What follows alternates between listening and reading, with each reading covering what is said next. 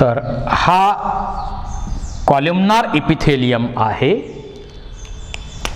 परंतु या कॉल्युमनार इपिथेलियमला जर सिलिया असतील तर याला आपण सिलिएटेड पण म्हणू शकतो. आपली जी नेझल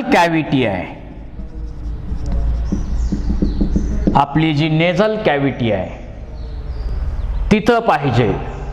त्यानंतर ट्रॅकिया आहे, ओव्हिडक्ट आहे.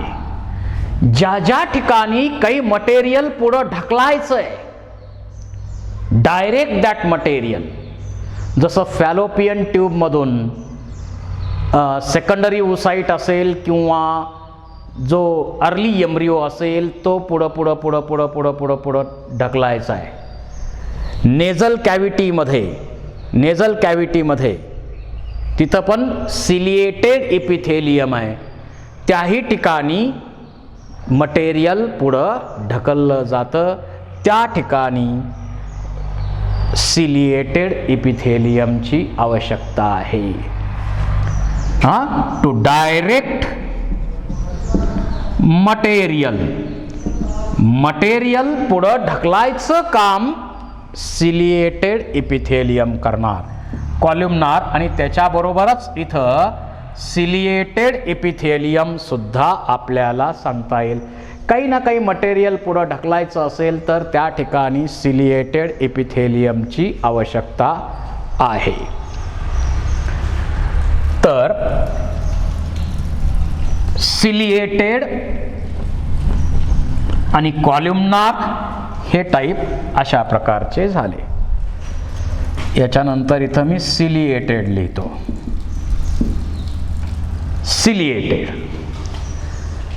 त्याचबरोबर सेन्सरी इपिथेलियम, जे सेन्स ऑर्गन्स आहेत आपले, त्या सेन्स ऑर्गन्स मध्ये सेन्सरी इपिथेलियम आहेत.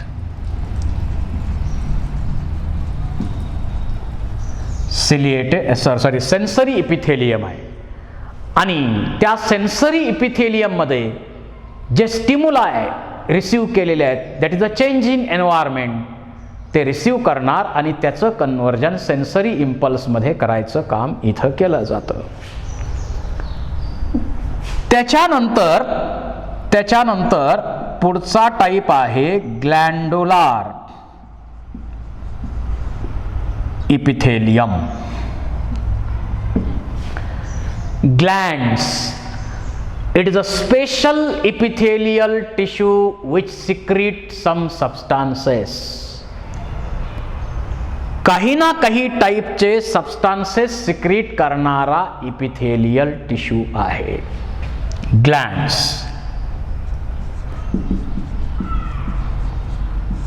त्या युनिसेल्युलार असू शकतात, जसं गोबलेट सेल्स.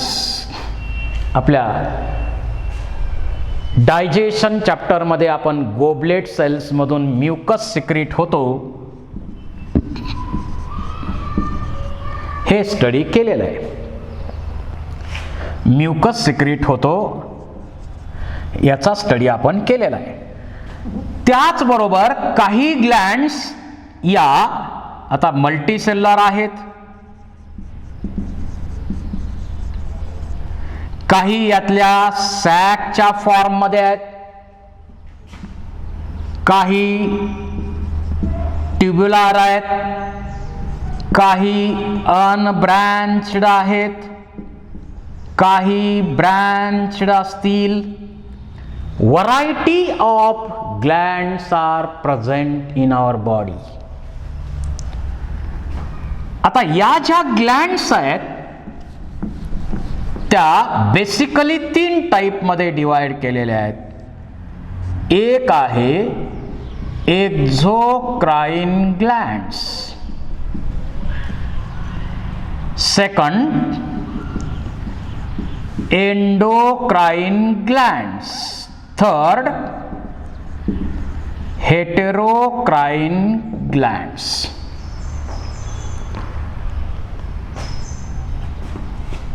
एक्झोक्राइन म्हणजे ज्या ग्लँडला डक्ट असतात. जसं आपल्या डायजेस्टिव्ह सिस्टीम, आपला एलिमेंटरी कॅनॉल ही एक मोठी डक्ट आहे आणि त्याच्यामध्ये अनेक ग्लँड ओपन होतात. त्या एक्झोक्राइन आहेत, त्या डक्टमध्ये सोडल्या आपलं सिक्रिशन सोडतात आणि जनरली त्या एन्झाईम्स सिक्रिएट करतात. सलायवरी अमायलेज किंवा गॅस्ट्रिक ग्लँड, गॅस्ट्रिक ज्यूसमधून अनेक एन्झाईम,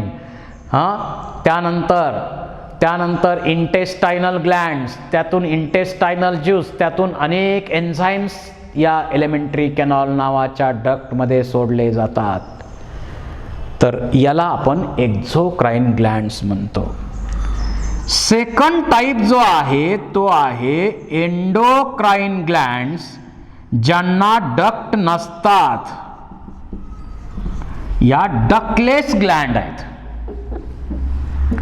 या डक्ट नसणाऱ्या ग्लँड आहेत. They diffuse their secretion, diffuse hormones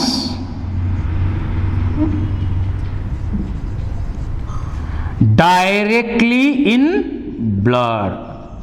direct आपलं सिक्रीशन ब्लड मध्ये सोडतात.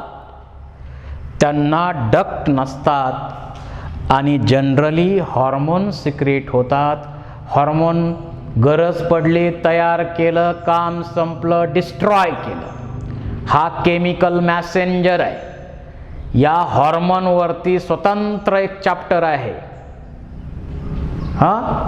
Chemical coordination, integration. तर त्या सर्व एंडोक्राइन ग्लँड्स, मग पिट्युटरी असेल, थायरॉइड आहे, पॅराथायरॉइड आहे, pituitary, thyroid, पॅराथायरॉइड, thymus, adrenal, sex organs, कितीतरी ग्लँड्स आहेत, एंडोक्राइन ग्लँड्स आहेत. आणि काही ग्लँड्स मात्र दोन्ही कामं करतात. त्याला आपण म्हणतो हेटेरोक्राइन ग्लँड्स. जसं एक्झाम्पल आपण घेऊ पॅनक्रियास. पॅनक्रियास याच्यामध्ये या ज्या पॅनक्रियाटिक ॲसिनाय आहेत,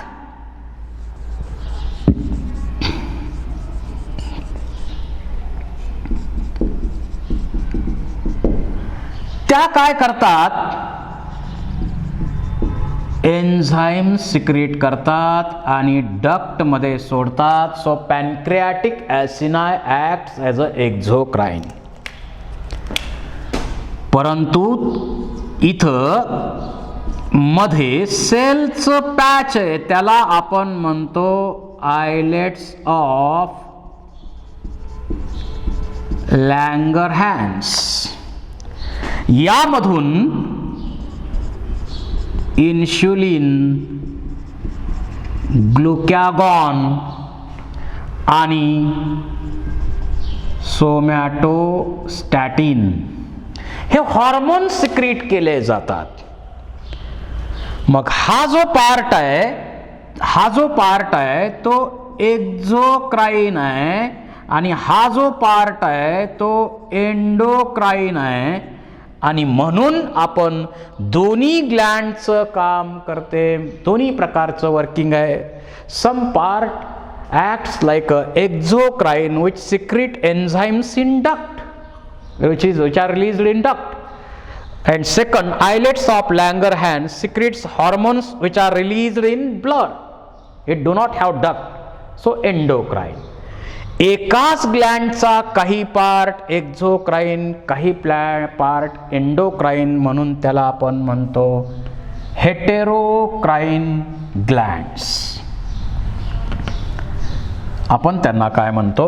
हेटेरोक्राईन ग्लँड्स. त्याच्यानंतर आणखी त्याचे टाइप्स वेगळ्या पद्धतीनं केलेले आहेत. ॲपोक्राईन ग्लँड्स.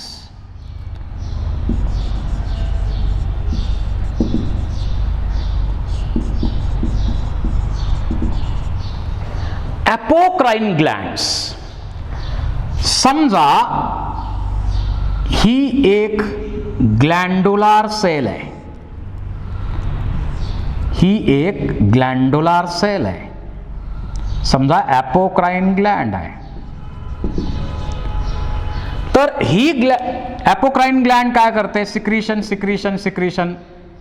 सिक्रीशन होणार आणि याचं सिक्रिटरी पार्ट जो आहे वरच्या भागात समजा सिक्रीशन केलं, इथं कंपाऊंडचं याचं जे काय सिक्रीशन करायचं आहे ते सिक्रीशन केलं.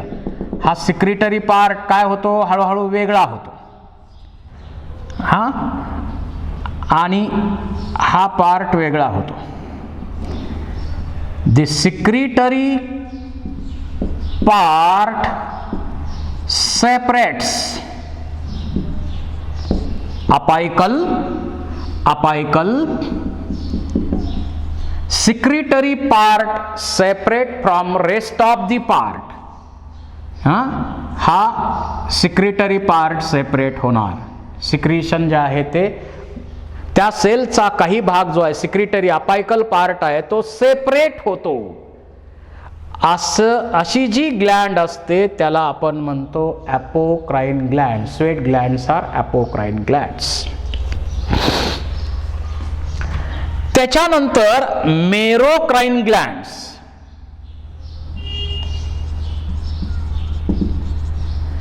मेरोक्राईन ग्लँड्स. या मेरोक्राईन ग्लँडचं वैशिष्ट्य काय?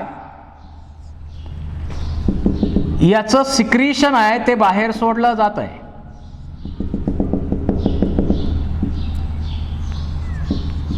सिक्रीशन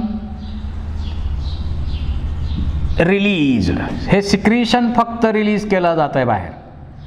आणि ही ग्लँड किंवा ही सेल इंटॅक्ट राहते. तिला आपण मेरोक्राईन म्हणतो. आणि होलोक्राईन ग्लँड ज्या आहेत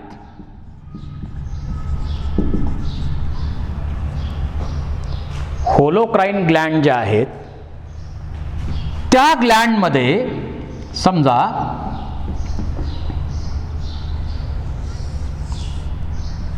हा सिक्रिटरी टिश्यू आहे. त्यातली ही सेल इंटॅक्ट राहते आणि ही सेल सिक्रिटरी आहे. हे सिक्रिटरी सेपरेट होते.